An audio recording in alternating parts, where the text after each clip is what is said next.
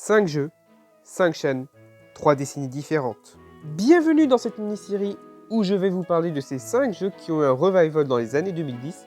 Ils sont de qualité variable et au nombre de 5.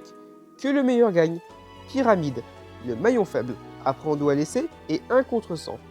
Aujourd'hui, je vais vous parler de...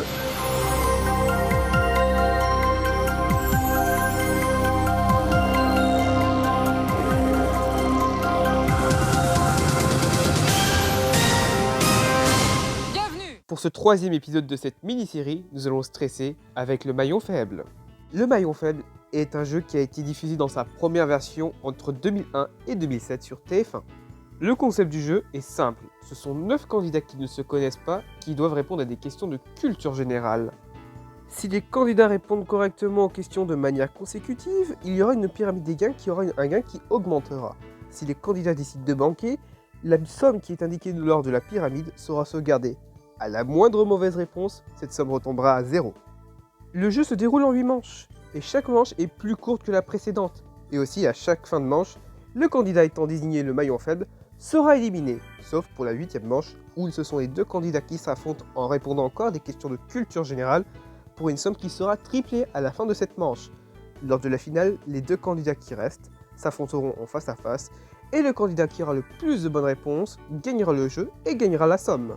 Au niveau des audiences, entre 2001 et 2006, il n'y a rien de particulier à signaler. Cependant, à partir de 2006, le jeu va commencer à s'effriter en termes d'audience car il s'essouffle, ne réunissant plus que 22,4% de part d'audience, ce qui est faible pour TF1, et ce qui va leur inciter à arrêter le jeu en 2006.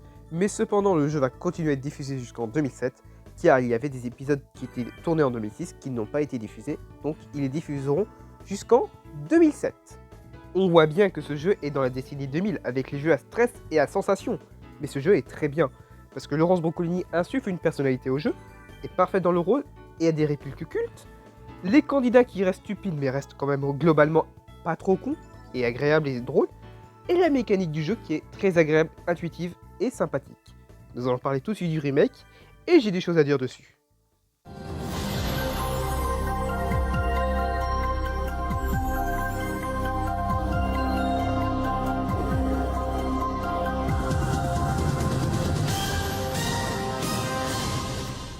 Alors ce revival, qu'est-ce que ça donne concrètement? Eh bien, c'est pas terrible hein, j'ai connu de meilleurs revivals que ça. Je vais vous expliquer pourquoi. Déjà, on va parler du côté positif. Le jeu d'origine est respecté, avec quelques petits changements de règles, mais rien de bien impactant et bien dérangeant. Je trouve que c'est le point le plus positif de ce revival. Maintenant, on va passer au côté négatif de ce revival, et il y en a quand même pas mal. Le premier côté vraiment négatif de ce revival, c'est Julien Courbet. Je trouve que Julien Courbet il subit plus le jeu qu'il ne le porte. C'est pas comme Laurence Boccolini qui portait réellement le jeu. Je trouve que Julien Courbet il est trop plaisantin avec les candidats, il rigole beaucoup et il n'est pas assez incisif dans ses répliques. C'est vraiment dommage. Et ce qui est encore plus dommage, c'est d'avoir ajouté un public. Dans ce genre de jeu, ça ne sert strictement à rien. À part tuer l'ambiance et l'essence du jeu, ça ne sert strictement à rien. Le public est la pire idée de ce revival. Au niveau des audiences, pour D8 ça va, entre 5 et 6% de part de marché pour les quotidiennes, ça va. Et pour les primes, plus on avance vers la fin de l'émission, plus ça se pète la gueule. Je pense que ça s'est arrêté pour ça. Et le jeu a été diffusé entre 2014 et 2015, soit un an à peine pour ce revival. Nous allons passer tout de suite à mon avis sur ce revival. Pour moi, c'est un mauvais revival.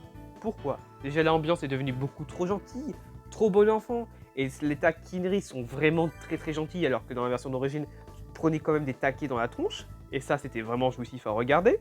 Ensuite, on a Julien Courbet qui est pour moi pas suffisamment incisif dans ses répliques et trop gentil avec les candidats. Ce qui est dommage parce qu'il aurait pu bien mieux s'en sortir, mais je trouve que c'est trop bridé par sa gentillesse dans le jeu. Enfin, on passe à la pire idée de tous, le public. D'une part, ça tue le rythme du jeu, on passe des missions de 45-50 minutes à 1h10. Donc du coup, tu as des temps morts et tu peux t'ennuyer devant le jeu. L'ambiance du jeu qui est encore plus impactée, qui était déjà pas l'ambiance du jeu d'origine. Avec le public, tu peux rigoler, déconner, et donc du coup, ça te déconcentre plus, ça te rend plus détendu, donc du coup, le jeu devient moins stressant et moins oppressant, et ce qui n'est pas l'essence du jeu, et ce qui tue le jeu. Et ensuite, un public, vous savez que c'est parfois ingérable, donc du coup, ça n'ajoute rien de bon dans ce revival. J'espère que cette vidéo vous aura plu, si c'est le cas, n'hésitez pas à liker, à commenter, à vous abonner, c'est très important pour la chaîne et pour le référencement. Et la semaine prochaine, nous allons parler d'un jeu où on va ouvrir des boîtes. qui est le jeu Apprendre ou à laisser. Passez une bonne journée, à plus!